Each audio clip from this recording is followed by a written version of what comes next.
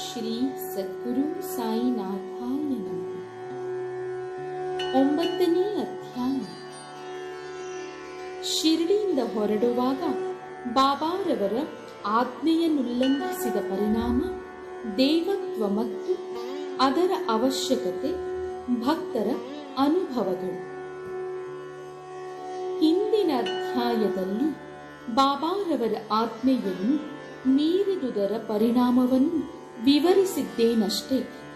ಇದನ್ನು ಈಗ ಈ ಅಧ್ಯಾಯದಲ್ಲಿ ಕೆಲವು ಸೂಕ್ತವಾದ ಉದಾಹರಣೆಗಳಿಂದ ದೃಢಪಡಿಸುತ್ತೇನೆ.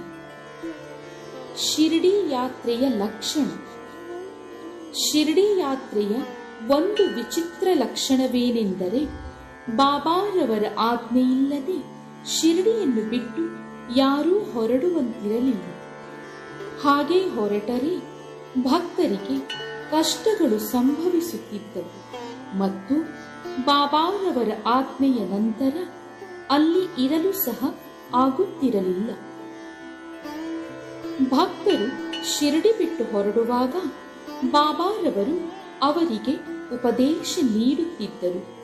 ಅವರು ಅದರಂತೆ ನಡೆದುಕೊಂಡರೆ ಒಳಿತು, ನಡೆಯದೇ ಇದ್ದರೆ ಅನಾಹುತಗಳು ತಪ್ಪಿರಲಿಲ್ಲ. ಇಂತಹ ಕೆಲವು ಘಟನೆಗಳು ಈ ಕೆಳಕಂಡಂತೆ ಇವೆ. ತಾತ್ಯಾಕೋತೆ ಪಾಟೀಲ್. ತಾತ್ಯಾಕೋತೆ ಪಾಟೀಲ್ ಒಂದು ದಿನ ಕೋಪರ್ಗಾಂವದ ಪೇಟೆಗೆ ಹೋಗುವವರಿದ್ದರು. ಹಾಗೆ ಹೋಗುತ್ತಿರುವಾಗ ಅವಸರದಲ್ಲಿ ಮಸೀದಿಗೆ ಬಾಬಾ ಅವರಿಗೆ ನಮಸ್ಕರಿಸಲು ಬಂದರು. ಆಗ ಬಾಬಾರವರು, ಅವಸರವೇಕೆ, ಸ್ವಲ್ಪ ತಾಳು, ಈಗ ಹೋಗಬೇಡ ಎಂದರು. ಆದರೆ ಅವರು ಕೂಡಲೇ ಹೋಗಲೇಬೇಕೆಂದಾಗ ಶ್ಯಾಮನನ್ನಾದರೂ ಜೊತೆಯಲ್ಲಿ ಕರೆದುಕೊಂಡು ಹೋಗಲು ಹೇಳಿದರು. ಇದನ್ನು ಲಕ್ಷಿಸದೆ ತಾತ್ಯ ಟಾಂಗಾದಲ್ಲಿ ಹೊರಟರು. ಸಾವುಲ್ ಬಾವಿ ದಾಟುತ್ತಲೇ ಅವರ ಕುದುರೆಯು ಜೋರಾಗಿ ಓಡಲು ಆರಂಭ ಮಾಡಿದ್ದುದರಿಂದ ಟಾಂಗಾ ನಡುವಿನಲ್ಲಿ ಉರುಳಿ ಕೆಳಗೆ ಬಿದ್ದಿತು. ಆದರೆ ತಾತ್ಯಾರವರಿಗೆ ಹೆಚ್ಚಿಗೆ ಅಪಾಯವಾಗಲಿಲ್ಲ. ಸಾಯಿಬಾಬಾರವರ ಮಾತು ಅವರಿಗೆ ನೆನಪಾಯಿತು. ಮತ್ತೊಂದು ಸಂದರ್ಭದಲ್ಲಿ ಕೋಲ್ಹಾರ ಎಂಬ ಹಳ್ಳಿಗೆ ಹೋಗುತ್ತಿರುವಾಗ ಬಾಬಾರವರ ಮಾತನ್ನು ತಾತ್ಯ ಮೀರಿದುದರಿಂದ ಇದೇ ತರಹದ ಪರಿಸ್ಥಿತಿಯೊದಗಿತು. ಯುರೋಪಿಯನ್ ಗೃಹಸ್ಥ. ನಾನಾ ಸಾಹೇಬರಿಂದ ಪರಿಚಯ ಪತ್ರ ಪಡೆದು ಓರ್ವ ಯುರೋಪಿಯನ್ನನು ಬಾಬಾರವರನ್ನು ಕಾಣಲು ಸುಗ ಶಿರಡಿಗೆ ಬಂದನು. ಅವನು ಒಂದು ತಂಬುವಿನಲ್ಲಿ ಇಳಿದುಕೊಂಡನು. ಬಾಬಾರವರ ಮುಂದೆ ನಮಸ್ಕರಿಸಿ ಅವರ ಕರಗಳನ್ನು ಮುತ್ತಿಡಲು ಹಾತೊರೆಯುತ್ತಾ ಮಸೀದಿಯೊಳಗೆ ಬರಲು ಅವನು 3 ಬಾರಿ ಪ್ರಯತ್ನಿಸಿದನು. ಬಾಬಾರವರು ಅನುಮತಿ ನೀಡಲೇ ಇಲ್ಲ. ಮಸೀದಿಯ ಅಂಗಳದಲ್ಲಿ ಕುಳಿತು ದರ್ಶನ ಪಡೆಯುವಂತೆ ಆಜ್ಞೆಯಾಯಿತು. ಇದು ಅವನಿಗೆ ಸರಿ ಬೀಳಲಿಲ್ಲ. ಕೂಡಲೇ ಹಿಂತಿರುಗಲು ಮನಸ್ಸು ಮಾಡಿ ಹೊರಡಲು ಬಾಬಾರವರ ಅನುಮತಿ ಬೇಡಿದನು. ಆಗ ಬಾಬಾ, ಇಂದು ಬೇಡ, ಅವಸರವೇಕೆ ಎಂದರು. ಅಲ್ಲಿದ್ದವರೆಲ್ಲರೂ ಬಾಬಾರವರ ಮಾತನ್ನು ಉಲ್ಲಂಘಿಸಬಾರದೆಂದು ಅವನಿಗೆ ಹೇಳಿದರು. ಆದರೂ ಅದನ್ನು ಲಕ್ಷಿಸದೆ ಅವನು ಟಾಂಗಾ ಹತ್ತಿದನು. ಮೊದಲು ಕುದುರೆಗಳು ಚೆನ್ನಾಗಿ ಓಡುತ್ತಿದ್ದವು. ಸಾವುಲ್ ಬಾವಿ ಸಮೀಪಿಸಿದಾಗ ಎದುರಿಗೆ ಬರುತ್ತಿದ್ದ ಸೈಕಲನ್ನು ಕಂಡು ಅವು ಜೋರಾಗಿ ಓಡಲು ಶುರು ಮಾಡಿದವು. ಟಾಂಗಾ ತಲೆಕೆಳಗಾಯಿತು. ಯುರೋಪಿಯನ್ನನು ಕೆಳಗೆ ಬಿದ್ದನು.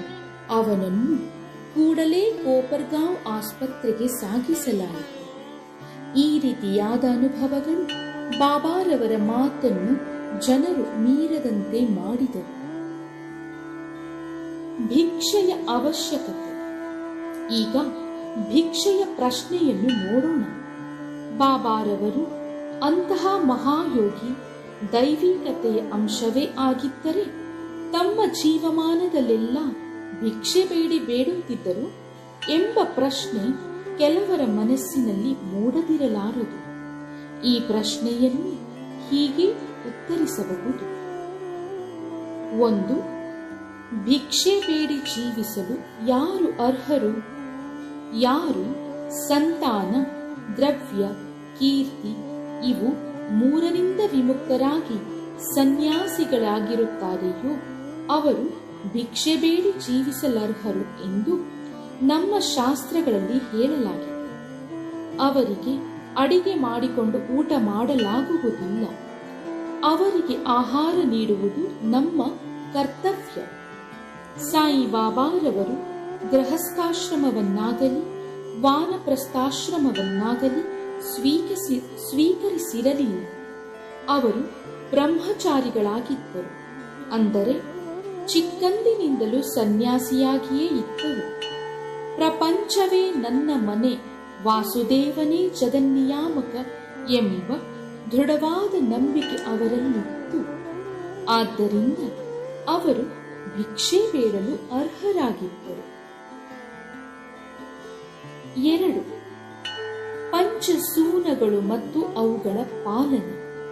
ನಾವು ನಮ್ಮ ಆಹಾರವನ್ನು ತಯಾರು ಮಾಡುವಾಗ ನಾವು ಪಂಚವಿಧಾನಗಳನ್ನು ಅನುಸರಿಸಬೇಕು ಎಂಬುದು ಎಲ್ಲರಿಗೂ ತಿಳಿದ ವಿಷಯವೇ ಸರಿ. 1. ಕಂಡಣಿ ಪುಡಿ ಮಾಡುವುದು. 2. ಪೇಷಣಿ ಅರೆಯುವುದು. 3. ಉದಕುಂಭಿ ಪಾತ್ರೆ ತೊಳೆಯುವುದು. 4. ಮಾರ್ಜನಿ ಗುಡಿಸುವುದು ಮತ್ತು ಶುದ್ಧಿ ಮಾಡುವುದು. 5. ಚುಲ್ಲಿ ಬೆಂಕಿಗೆ ಹಾಕುವುದು. ಈ ಪಂಚವಿಧಾನಗಳನ್ನು ಅನುಸರಿಸುವಾಗ ಆಹಾರದಲ್ಲಿ ಅನೇಕ ಕ್ರಿಮಿ ಕೀಟಗಳು ನಾಶವಾಗಬಹುದು ಮತ್ತು ಅದರಿಂದಾಗಿ ನಾವು ಪಾಪ ಮಾಡಬೇಕಾಗುವುದು. ಈ ಪಾಪಕ್ಕೆ ಪ್ರಾಯಶ್ಚಿತ್ತವೆಂದು ನಮ್ಮ ಶಾಸ್ತ್ರಗಳು ಈ 5 ತರಹದ ಯಜ್ಞಗಳನ್ನು ಸೂಚಿಸಿವೆ. 1. ಬ್ರಹ್ಮಯಜ್ಞ ಅಥವಾ ವೇದಾಧ್ಯಯನ, ಬ್ರಹ್ಮ ನಿವೇದನೆ ಅಥವಾ ವೇದ ವ್ಯಾಸಂಗ. 2. ಪಿತೃಯಜ್ಞ, ಪೂರ್ವಜರಿಗೆ ಅರ್ಪಣೆ. 3. ದೇವಯಜ್ಞ, ದೇವತೆಗಳಿಗೆ ಅರ್ಪಣೆ. 4. ಭೂತಯಜ್ಞ. 5. ಮನುಷ್ಯ ಅಥವಾ ಅತಿಥಿ ಯಜ್ಞ. ಈ ಯಜ್ಞಗಳನ್ನು ನಾವು ಸರಿಯಾಗಿ ಪಾಲಿಸಿದರೆ ಅವು ನಮಗೆ ಜ್ಞಾನ ಮತ್ತು ಮುಕ್ತಿ ಮಾರ್ಗಕ್ಕೆ ಸುಲಭವಾದ ದಾರಿ ಹಾಕಿಕೊಡುತ್ತವೆ. ಈ ಕರ್ತವ್ಯಗಳನ್ನು ನಮಗೆ ಜ್ಞಾಪಿಸಲೋಸುಗವೇ ಬಾಬಾರವರು ಪ್ರತಿ ಮನೆಯ ಬಾಗಿಲಿಗೂ ಹೋಗುತ್ತಿದ್ದರು. ಅವರಿಂದ ಈ ರೀತಿಯಾದ ಪಾಠ ಕಲಿತವರು ನಿಜಕ್ಕೂ ಧನ್ಯರು. ಭಕ್ತರ ಅನುಭವಗಳು. ಯಾರು 1 ಪ್ರತಿ ಫಲ ಅಥವಾ ಉದಕ ಇವುಗಳನ್ನು ನಿರಂತರ ಪ್ರೀತಿಯಿಂದ ನನಗೆ ಅರ್ಪಿಸುವರು ಅಂತಹವರ ಪರಿಶುದ್ಧವಾದ ಪ್ರೇಮವನ್ನು ನಾನು ಸದಾ ಮನಸ್ಪೂರ್ವಕವಾಗಿ ಸ್ವೀಕರಿಸುತ್ತೇನೆ ಎಂದು ಶ್ರೀಕೃಷ್ಣನು ಭಗವದ್ಗೀತೆಯಲ್ಲಿ ಹೇಳಿರುತ್ತಾನೆ. ಹೀಗೆ ಬಾಬಾರವರಿಗೆ ಏನಾದರೊಂದು ಪದಾರ್ಥವನ್ನು ಭಕ್ತಿಯಿಂದ ಅರ್ಪಿಸುತ್ತೇನೆಂದು ಮನಪೂರ್ವಕವಾಗಿ ಹೇಳಿಕೊಂಡು ನಂತರ ಅದನ್ನು ಮರೆತರೆ ಅವರು ಅದನ್ನು ಜ್ಞಾಪಿಸಿ ತೆಗೆದುಕೊಳ್ಳುತ್ತಿದ್ದರು ಮತ್ತು ಆಶೀರ್ವದಿಸುತ್ತಿದ್ದರು. ಈ ತರಹದ ಅನೇಕ ಘಟನೆಗಳು ಜರುಗಿವೆ. ತರ್ಖಡ್ ಕುಟುಂಬ. ಬಾಬಾ ಸಾಹೇಬ್ ತರ್ಖಡ್ ಪ್ರಾರ್ಥನಾ ಸಮಾಜಕ್ಕೆ ಸೇರಿದ ಬಾಬಾರವರ ದೃಢ ಭಕ್ತರಾಗಿದ್ದರು. ಅವರ ಪತ್ನಿ ಮತ್ತು ಮಗ ಇಬ್ಬರೂ ಸಹ ಬಾಬಾರವರ ಪರಮ ಭಕ್ತರಾಗಿದ್ದರು. ಮೇ ತಿಂಗಳಲ್ಲಿ ಶಾಲೆಗೆ ರಜೆ ಇತ್ತು. ಆಗ ಕುಮಾರ್ ತರ್ಖಡ್ ಮತ್ತು ಅವನ ತಾಯಿ ಶಿರಡಿಗೆ ಹೋಗಬೇಕೆಂದು ಮನಸ್ಸು ಮಾಡಿದರು. ಆದರೆ ಬಾಲಕ ತರ್ಖಡ್ ತಾನು ಮತ್ತು ತನ್ನ ತಾಯಿ ಶಿರಡಿಗೆ ಹೋದರೆ ಮನೆಯಲ್ಲಿ ಬಾಬಾರವರ ಪೂಜೆ ನಿಂತು ಹೋಗುವುದೆಂದು ತಂದೆಯವರು ಪ್ರಾರ್ಥನಾ ಸಮಾಜವಾದಿಗಳಾಗಿರುವುದರಿಂದ ಬಾಬಾರವರ ಫೋಟೋಕ್ಕೆ ಪೂಜೆ ಸಲ್ಲಿಸಲಾರರೆಂದು ತಿಳಿದು ಶಿರಡಿಗೆ ಹೋಗಲಿಚ್ಛಿಸಲಿಲ್ಲ. ಆಗ ತಂದೆಯವರಿಂದ ಆಶ್ವಾಸನೆ ಪಡೆದು ತಾಯಿ ಮಗ ಇಬ್ಬರೂ ಒಂದು ಶುಕ್ರವಾರ ರಾತ್ರಿ ಶಿರಡಿಗೆ ಪ್ರಯಾಣ ಬೆಳೆಸಿದರು. ಮರುದಿನ ಶನಿವಾರ ಶ್ರೀ ತರ್ಖಡ್ರವರು ಬೆಳಗಿನ ಜಾವ ಎದ್ದು ಸ್ನಾನ ಮುಂತಾದವುಗಳನ್ನು ಮುಗಿಸಿಕೊಂಡು ಬಾಬಾರವರ ಫೋಟೋದ ಮುಂದೆ ನಿಂತು, ಬಾಬಾ, ನನ್ನ ಮಗನು ನಿಮಗೆ ಹೇಗೆ ಸೇವೆ ಮಾಡುತ್ತಿದ್ದನು ಅದೇ ರೀತಿ ನಾನು ಈ ದಿನ ಸೇವೆ ಸಲ್ಲಿಸುತ್ತೇನೆ. ಅದು ಕೇವಲ ತಮಾಷೆಯಾಗದಿರಲಿ ಎಂದು ಹೇಳಿ ಆ ದಿನ ಪೂಜೆ ಸಲ್ಲಿಸಿ ಸಕ್ಕರೆಯನ್ನು ನೈವೇದ್ಯವಾಗಿ ಅರ್ಪಿಸಿದರು. ಪ್ರಸಾದವನ್ನು ಎಲ್ಲರಿಗೂ ಊಟದ ಜೊತೆಗೆ ಕೊಟ್ಟರು. ಆ ದಿನ ಸಂಜೆ ಮತ್ತು ಮರುದಿನ ಭಾನುವಾರವೂ ಸಹ ಅದೇ ರೀತಿ ಆಚರಿಸಿದರು. ಅವರಿಗೆಂದೂ ಈ ತರಹದ ಪೂಜೆ ಮಾಡಿ ಅಭ್ಯಾಸವಿರಲಿಲ್ಲ. ಆದರೂ ತಮ್ಮ ಮಗನಿಗೆ ವಚನ ಕೊಟ್ಟಂತೆ ಎಲ್ಲವೂ ಸಾಂಗವಾಗಿ ನೆರವೇರುತ್ತಿರುವುದನ್ನು ಕಂಡು ಅವರ ಮನಸ್ಸಿನಲ್ಲಿ ದೃಢತೆ ಮೂಡಿತು. ಮಂಗಳವಾರ ಬೆಳಿಗ್ಗೆಯೂ ಸಹ ಪೂಜೆ ನೆರವೇರಿಸಿ ಕಚೇರಿಗೆ ಹೋದರು. ಮಧ್ಯಾಹ್ನ ಮನೆಗೆ ಬಂದು ಊಟಕ್ಕೆ ಕುಳಿತಾಗ ಬಾಬಾರವರ ಪ್ರಸಾದವಿರಲಿಲ್ಲ. ಅಡಿಗೆಯವರು, ಸ್ವಾಮಿ, ಈ ದಿನ ತಾವು ಸಕ್ಕರೆಯನ್ನು ನೈವೇದ್ಯ ಮಾಡಲು ಮರೆತು ಬಿಟ್ಟೀರಿ ಎಂದನು. ಕೂಡಲೇ ಬಾಬಾರವರ ಫೋಟೋದ ಹತ್ತಿರ ಹೋಗಿ ನಮಸ್ಕರಿಸಿ ಕ್ಷಮೆ ಬೇಡಿದರು. ಆ ದಿನವೇ ತಮ್ಮ ಮಗನಿಗೆ ಬಾಬಾರವರಿಂದ ತಮ್ಮ ಅಪರಾಧ ಕ್ಷಮೆ ಮಾಡಲು ಪತ್ರ ಬರೆದರು. ಅದೇ ಸಮಯ ಮಂಗಳವಾರ ಶಿರಡಿಯಲ್ಲಿ ಮಧ್ಯಾಹ್ನದ ಆರತಿ ಆರಂಭವಾಗುವುದರಲ್ಲಿತ್ತು. ಬಾಬಾರವರು ಶ್ರೀಮತಿ ತರ್ಖಡ್ರವರನ್ನು ಕುರಿತು, ತಾಯಿ, ಈ ದಿನ ಏನಾದರೂ ತಿನ್ನಬೇಕೆಂದೆನಿಸಿ ಬಾಂದ್ರಾದಲ್ಲಿ ನಿಮ್ಮ ಮನೆಗೆ ಹೋಗಿದ್ದೆ. ಮನೆಗೆ ಬೀಗ ಹಾಕಿತ್ತು. ಹೇಗೋ ಒಳಗೆ ಪ್ರವೇಶಿಸಿ ನೋಡಿದೆ.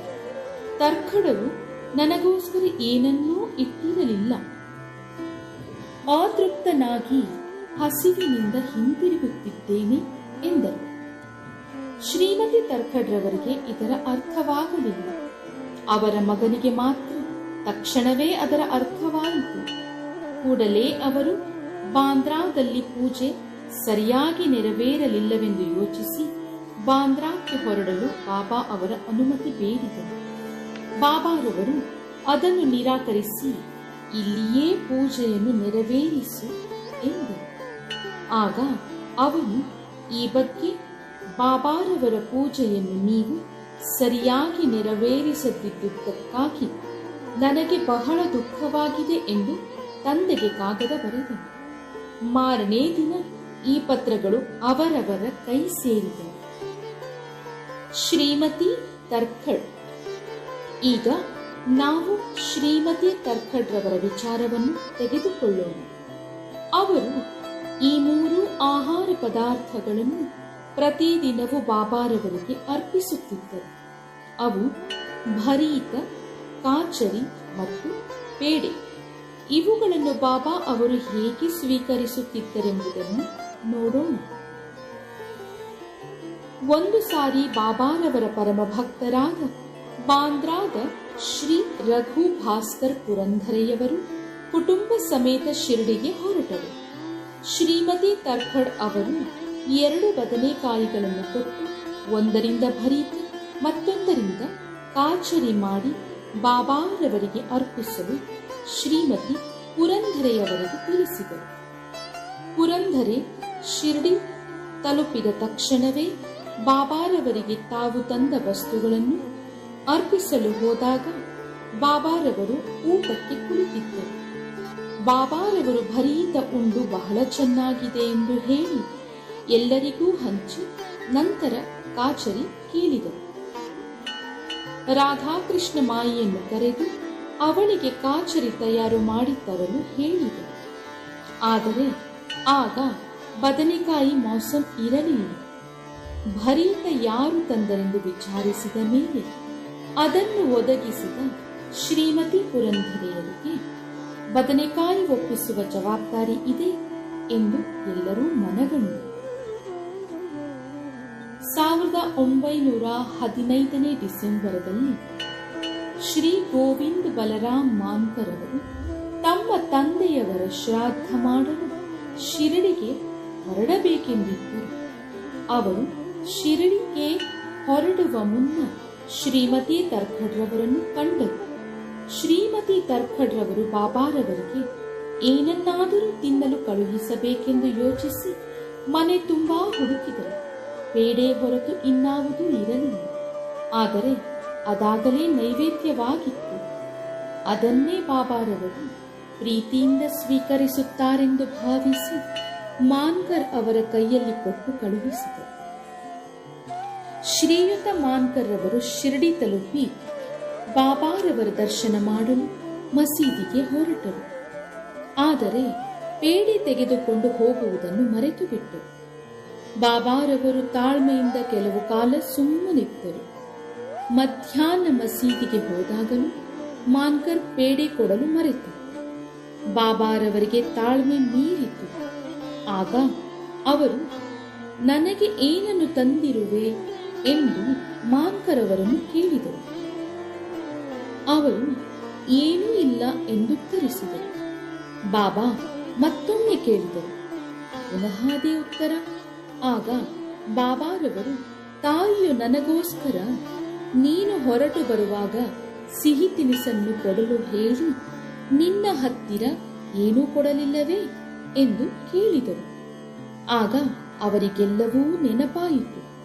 ಕೂಡಲೇ ಬಾಬಾರವರ ಕ್ಷಮೆ ಬೇಡಿ ತಾವು ತಂಗಿದ್ದ ಸ್ಥಳಕ್ಕೆ ಹೋಗಿ ತಂದಿದ್ದ ಪೇಡೆ ತೆಗೆದುಕೊಂಡು ಬಂದು ಅರ್ಪಿಸಿದರು. ಅದನ್ನು ಬಾಬಾರವರು ಸಂತೋಷದಿಂದ ತಿಂದರು. ಈ ರೀತಿ ಶ್ರೀಮತಿ ತರ್ಖಡ್ರವರ ಭಕ್ತಿಯನ್ನು ಬಾಬಾ ಮೆಚ್ಚಿದರು. ನನ್ನನ್ನು ನಂಬಿದವರನ್ನು ನಾನು ಸದಾ ಆಶೀರ್ವದಿಸುತ್ತೇನೆ ಎಂಬ ಗೀತೆಯ ವಾಕ್ಯ ಈ ರೀತಿ ಇಲ್ಲಿ ನಿಜವಾಯಿತು. ಹೊಟ್ಟೆ ತುಂಬಾ ಊಟ. ಒಂದು ದಿನ ಶ್ರೀಮತಿ ತರ್ಖಡ್ರವರು ಶಿರ್ಡಿಯಲ್ಲಿ ಒಬ್ಬರ ಮನೆಯಲ್ಲಿ ಊಟಕ್ಕೆ ಕುಳಿತಾಗ ಅಲ್ಲಿ ಒಂದು ಹಸಿದ ನಾಯಿ ಬಂದಿತ್ತು. ಶ್ರೀಮತಿಯವರು ಅದಕ್ಕೆ ಒಂದು ಚೂರು ರೊಟ್ಟಿ ಹಾಕಿದರು. ಅದು ಅದನ್ನು ಸಂತೋಷದಿಂದ ತಿಂದು ಹೊರಟು ಹೋಯಿತು.